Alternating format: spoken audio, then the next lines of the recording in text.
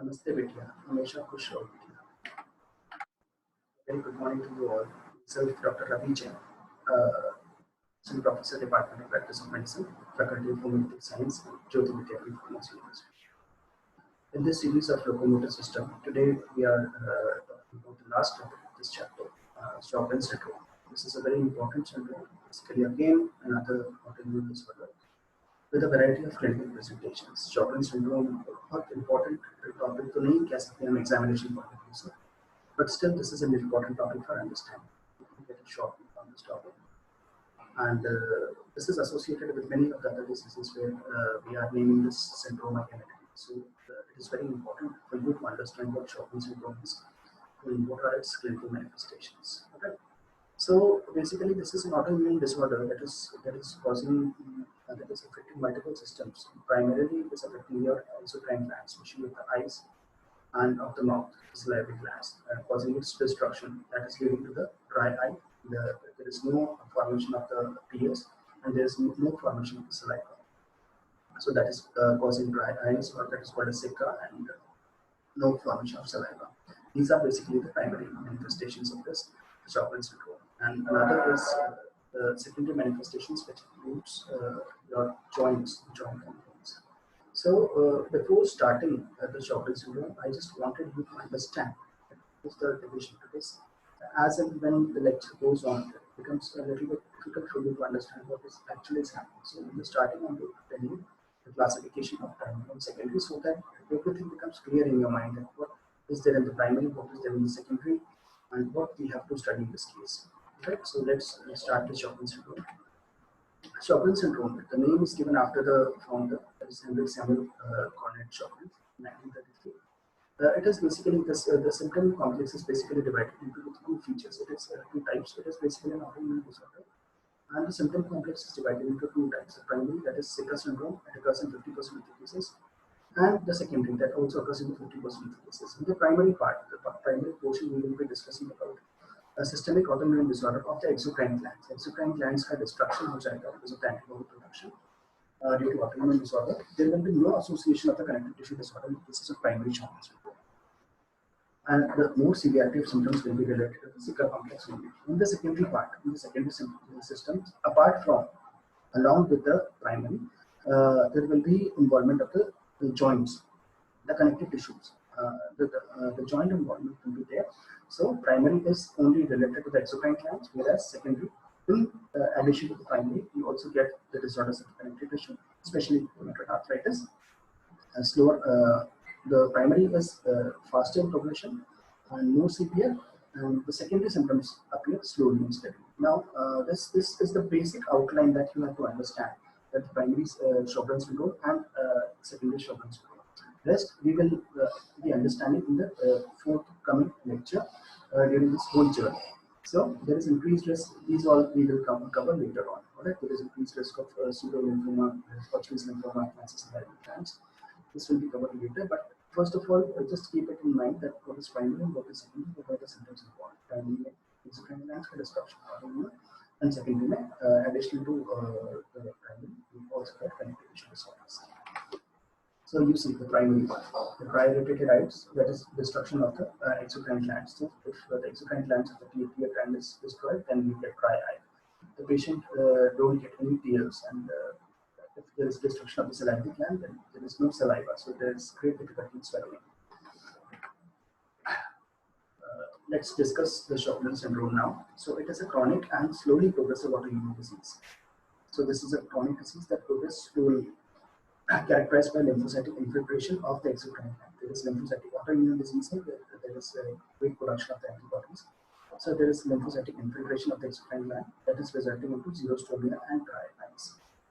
So this is after the exocrine destruction of the tear gland, exocrine gland, there is the eyes becomes dry and there is no formation of tears. 1/3 of the patient with the presents with the systemic symptoms. Apart from this, 1/3 of the patient also complains of systemic manifestations.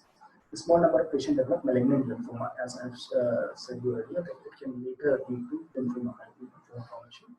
It presents along primary Sjogren's syndrome. This you already know now, that what is primary and what is secondary. So it can be present. It can present alone in the form of primary, or in combination with primary. You can see the secondary. And in secondary, we have seen the joint complaints. So in association with autoimmune rheumatic disease, secondary Sjogren's syndrome, that is rheumatoid arthritis, यहाँ पे साथ में देखने को मिल सकता है. And also remember the Sjogren's syndrome. We have named this Sjogren's syndrome in the cases of rheumatoid arthritis when we were discussing that. So, what is the incidence and prevalence? So, incidence is female to male ratio is 9:1. That is, it is 9 times more common in females in comparison to males. You will find a lot of female patients suffering from Sjogren's syndrome in your daily practice. A lot of females will be coming. Modern medicine has no treatment for this Sjogren's syndrome, and for the dry eye, they are only giving topical eye drops to be applied in the eyes many times in a day. So, for many poorer patients, it is not possible to apply those costly eye drops. Therefore, you must remember that this is Sjogren's syndrome and what you can do. You have to search for your scope in this limitation of modern medicine. It is most commonly affects the middle-aged woman of 40 to 50 years of age, female more common than men, 9:1, always remember. It can occur at any age, including childhood. So, if just imagine a condition when a female child is coming to you with a dry eye, and the parents, the modern medicine doctors have told them that nothing could be done in this case, and you have to only apply local ointment eye drops or the moisturizing agents. So what will be the condition of such patient, because it is not a new disease. So just try to understand the severity of the disease through this complete journey. The prevalence of primary Sjogren's syndrome is 0.5 to 1%, although the prevalence is very low, 0.5 to 1% of the total population, but this number is very huge if we talk about 1%.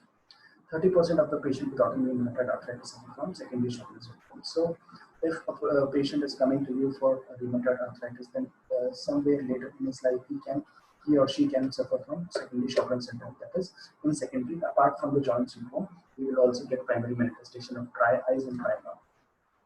Okay. So always remember, if three things are coming to you, if patient with rheumatoid arthritis is coming to you, always think of the manifestation of primary Sjogren's syndrome that can appear later in the life of that particular patient. Pathogenesis. What is the pathogenesis? What are the changes that are happening? It is characterized by lymphocytic infiltration of the exocrine gland and B lymphocyte hyperactivity. So since this is an autoimmune disease, there will be greater production of lymphocytes, greater production of antibodies in the body. It is characterized by both lymphocytic infiltration. There is great lymphocytic infiltration of the exocrine gland, and there is B cell hyperactivity. It will destroy that gland completely. The sera containing the antibodies to the non-organ specific antigens. Antibodies are non-specific. They will destroy each and everything that will come into the plant. The major infiltrating cells are affected. Exocrine glands are activated T and B lymphocytes. So the major cells that are affecting the exocrine glands are basically T and B lymphocytes. The T cells predominate in mild lesions. If the lesion is mild, you will see more of the T cells, and if the lesion is severe, then you will see more of the T cells. So if you are finding in the investigation B cells more than the T cells, that means the lesion is more severe, the condition is more severe, more and more damage to that particular indication. The glandular and epithelium cells undergo apoptotic death by the signal provided by the T cells. So what the T cells does is they provide the signals that causes early death of these cells. The healthy cells becomes dead early in their life courses, and due to which the exocrine gland destroys. The infiltration lymphocytes not only provides apoptotic message to the epithelial cells, but also resistant to apoptosis. So the infiltrating lymphocytes, they themselves provides the apoptotic messages to the cells that yes, you live, so that you have to die. But they themselves are resistant to apoptosis. Means the infiltrating lymphocytes themselves don't die of natural death, and they are sending repeated signals to the cell for its death. Therefore, it is causing great damage to the exocrine glands. What are the clinical features? Depending upon the type, primary or secondary, the clinical manifestations can vary. Alright, so the constitutional symptoms that are coming to you are fatigue. The patient, when he is coming to you, he is always tired, fatigued. The patient always says to you, the doctor, because they have already studied rheumatoid arthritis and other autoimmune disorders, that there is always the constitutional symptoms of fatigue, fever, weight loss, and malaise are always present. So, Sjogren's syndrome is there. Sjogren's syndrome keratoconjunctivitis, scleritis, in which we see a dry eye. Alright, Sjogren's syndrome consists of a dry eye. eye become very much dry because non-secretion of the tears, and xerostomia is there, dryness of the other surface, depending upon the destruction of the exocrine gland. There is dryness, great dryness of the other surfaces like nose.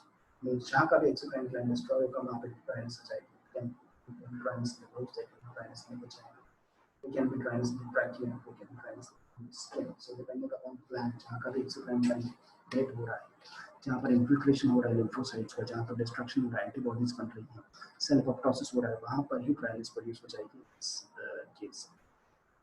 Extraglandular features involves. Extraglandular features are the मतलब secondary Sjogren's syndrome. It includes arthralgia and arthritis. There's great pain in the joints. Raynaud's phenomenon is there. Lymphadenopathy is there. There's great lymphadenopathy and its involvement of the lymph nodes. There is great interstitial pneumonitis. Vasculitis, usually cutaneous vasculitis is there. Inflammation of the blood vessels. There can be nephritis and there can be lymphoma. Lymphoma can be the stage of this disease. Now, ways to Sjogren's can affect the body. Now, there are different ways in which it can affect the body. Okay? So, if it is destroying the exocrine gland, you'll see the dryness. So, neurological problem can be seen. There can be difficulty in concentration, memory loss, and there can be dysautonomia. Dysautonomia means inability to maintain the autonomic functions of the body. There can be dry nose, there can be recurrent sinusitis, and nose bleeds can be nose symptoms. The mouth can become dry because of the destruction of the salivary gland. There can be mouth sores, there can be dental decay, difficulty with chewing, speech, taste, and dentures. The patient can always complain of fatigue. There can be vasculitis, dry skin. There can be abnormal liver function test. Chronic active autoimmune hepatitis can be seen. Primary biliary cirrhosis can be seen. Peripheral neuropathies are very common, like Raynaud's phenomenon. The eyes becomes dry and there can be corneal ulcerations because of the dry eye. Because there is no tear, so the eye will remain dry and this will cause corneal ulcerations and infections. The parotid and salivary gland will become painful and swollen. There will be difficulty in swallowing because you all know that saliva helps in swallowing. So in absence of the saliva, there will be difficulty in swallowing. Heartburn, reflux, and esophagitis. There will be recurrent bronchitis because of the decreased secretion of the mucus. There can be interstitial lung disease because of lung fibrosis and decreased secretion of mucus. There can be pneumonia. If the joints are affected, and the secondary one, it will cause arthritis and muscle pain. There will be, you'll experience the symptoms of stomach upset. There will be gastroparesis, autoimmune pancreatitis. The bowel will become irritable. There will be interstitial cystitis. The vagina can become dry. There will be vaginal dryness and vulvodynia. Other clinical manifestations includes the majority of the patient have symptoms related to diminished lacrymal and salivary gland. This you all already understood that there will be diminished lacrymal and salivary gland function. The initial manifestation, the starting manifestation with which a patient is coming to you can be mucosal or non-specific dryness. There can be mucosal or non-specific dryness, and it may take 8 to 10 years for the full-blown development of the disease. So, developing disease takes 8 to 10 years, but since the onset is usually early, so it affects for a greater period of lifetime for a patient. This disease is becoming a great problem in today's life because the cases of rheumatoid arthritis is increasing, autoimmune disorders are increasing. Hence, we see a lot of people suffering from Sjogren's syndrome. Xerostomia is there in the starting. There is dryness of oral symptoms, difficulty in swallowing of the food, and inability to speak continuously because there is non-production of the saliva. Xerostomia, stomia means mouth, zero dry. Dryness of the mouth is there. Speak continuously. A burning sensation because of lack of saliva. There is always a burning sensation and increased dental caries because saliva has many enzymes that protects you from harmful infections. In absence of those saliva, there will be great. You'll be susceptible to different kinds of infections. So there will be greater predisposition for developing dental caries. There will be atrophy of the piliform papilla. So the tongue papilla will become destroyed, and there will be loss of taste. Enlargement of the parotid and other major salivary gland occurs in 2/3 of the patient. So, because of the destruction and inflammation, there will be involvement of the parotid and the salivary gland. First, they will become enlarged and then later on destroyed. Ocular symptoms, eye symptoms will be there because of the lack of formation of the tears. There will be sandy or gritty feeling in the eyes. Patient को ऐसा लगेगा चल रहा है कुछ मिट्टी सी है आंखों में. Under the eyelids, there is burning. आंखों में जलन होगी patient को हमेशा. Decreased tearing and redness. Tearing है ही नहीं जो है टीयर्स बन ही नहीं रहे हैं, आपकी जो टीयर ग्लैंड है उसमें कोई सिक्रेशन ही नहीं है, उसकी वजह से धुंधली फीलिंग रहेगी, ड्राई फीलिंग रहेगी, रेडनेस रहेगी, there will be great itching and eye fatigue and increase photosensitivity. इसके साथ में पेशेंट को बहुत ज़्यादा फोटोसेंसिटिविटी रहेगी। केराटोकंजक्टिवाइटिस सिक्का रहेगा, destruction of the corneal and conjunctiva epithelium आपका डिस्ट्रॉय हो जाएगा यहाँ पे। KCS, this is keratoconjunctivitis sicca. So this will be observed. It is shortly known as KCS, that was mentioned earlier as well. Keratoconjunctivitis sicca. So in this there will be destruction of the corneal and bulbar conjunctiva epithelium. Now other exocrine glands may diminish secretion if it affects the respiratory system. So there will be upper and lower respiratory tube का affect करेगा. So there will be symptoms of dry nose, dry throat and trachea. Because यहाँ पे भी mucus secretion कम हो जाएगा, zero trachea, dryness of the trachea. Exocrine gland of the GI tract को अगर affect कर रहा है, respiratory tract को affect किया तो dry nose, dry throat, dry trachea आ जाएगा, pneumonia के symptoms आ जाएंगे, interstitial lung disease हो जाएगी. Exocrine glands of GI tract affect करेगा तो esophageal mucosal atrophy हो जाएगी, because esophagus का mucosa atrophic gastritis हो सकता है, subclinical pancreatitis can be seen in the cases of destruction of the exocrine gland of pancreas. External genitalia पे there will be dryness in the vagina and that will be causing dyspareunia, that is painful coitus, and the skin can become dry as well. Extraglandular is the systemic manifestation that you see in the secondary Sjogrens Syndrome. The different clinical manifestations, I think you must know by now the different symptoms depending upon the part involved. So it is associated with rheumatoid arthritis. Rheumatoid arthritis is also an autoimmune disorder, so it is associated with secondary manifestations of Sjogren's Syndrome. It consists of easy fatigability, patient constitutional symptoms में easy tiredness, low grade fever, Raynaud's phenomenon. There are various myalgias and arthralgias. Malaise की feeling रहेगी, patient को थका हुआ रहेगा, always be fatigue, malaise, weight loss, fever. These are the constitutional symptoms. If there is pulmonary involvement, so because of the dryness of the lungs, there will be dry cough and small air disease, interstitial lung disease, and coughing up yoga. If there is renal involvement, you will see interstitial nephritis manifested by hypocyuria, increased osmolarity, because secretion कम हो जाएगा तो osmolarity बढ़ जाएगी, salt concentration बढ़ जाएगा, so there will be increased osmolarity and renal dysfunction. Ultimately, the renal tubules will start dysfunctioning without acidosis. There can be vasculitis, inflammation of the blood vessels, affects smaller and medial sized blood vessels. It affects small and medial sized blood vessels manifested by purpura. यहाँ पे आपको purpura देखने को मिलेगी, recurrent urticarias देखने को मिलेगी because of the increased permeability. Vasculitis होने की वजह से blood vessels की permeability increase हो जाएगी, जिस वजह से urticarial symptoms, and there will be also experience symptoms of skin ulcerations. There can be lymphoma, and आप लोगों को बोला था lymphoma group analysis करने. Lymphoma is a well-known presenting feature manifestations of later illness of Sjogren's syndrome. So when the Sjogren's syndrome progresses, it can present in the form of lymphomas. Lymphoma is manifested by persistent carotid gland involvement. यहाँ पे आपका persistent carotid gland involvement हो जाएगा, purpura रहेगा. There will be leukopenia and there will be cryoglobulinemia. There will be ectopic germinal centers for minor cervical gland biopsies that you can see. Diagnosis: how you will diagnose the case of Sjogren's syndrome. So the presence of autoantibodies. This is an autoimmune disease, so you can always elicit the presence of antibodies in such cases, like anti-nuclear antibodies, rheumatoid factor, anti-RO, anti-SSA, anti-LASSP. ये सारे के सारे आपको Sjogren's syndrome, anti-A, Sjogren's syndrome, anti-B, ये सब चीजें आपको इसकी antibodies. ESR CBC usually raised, ESR raised रहेगा यहाँ पे, anti-nuclear antibodies present रहेगी, ESR present रहेगा, CBC आप करा सकते हैं. You can undergo numerous investigations, routine investigations आप करा सकते हैं, जिससे कि आप देख सकते हैं क्या changes आ रहे हैं. Renal function test आप करा लें, liver function test, thyroid function test आप करा लीजिए. There will be anemia of the variety mild, non-cytic, non-chronic. Ocular studies can be done for the cases of dry eyes to rule out keratoconjunctivitis sicca.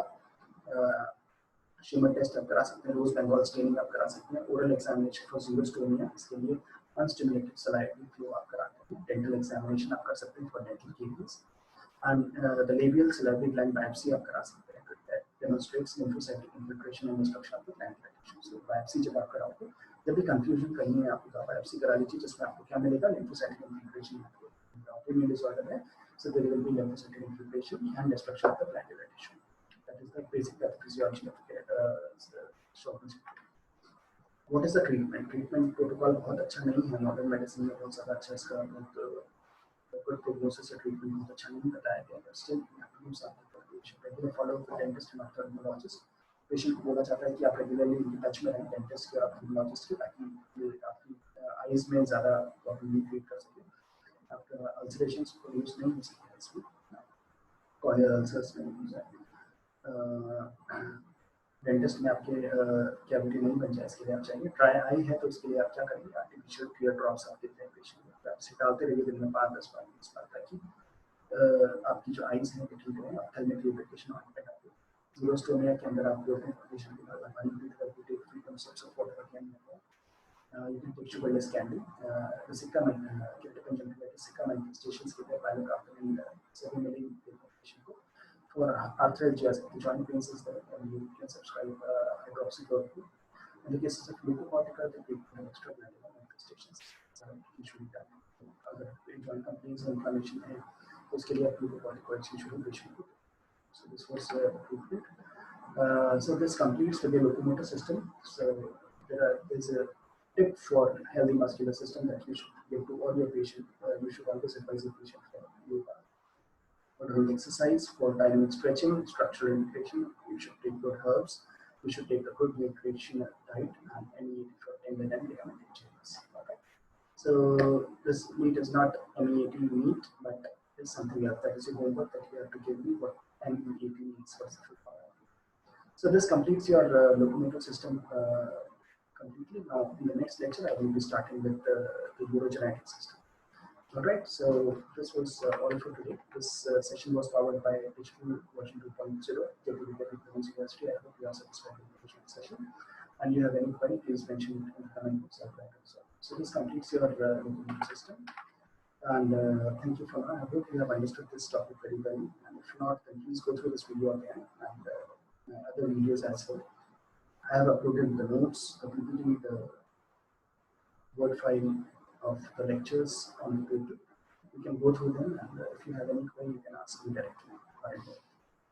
So this was all for today. Thank you very much. This was Dr. Ravi, Jain, signing off. See you in the next lecture of urogenetic system.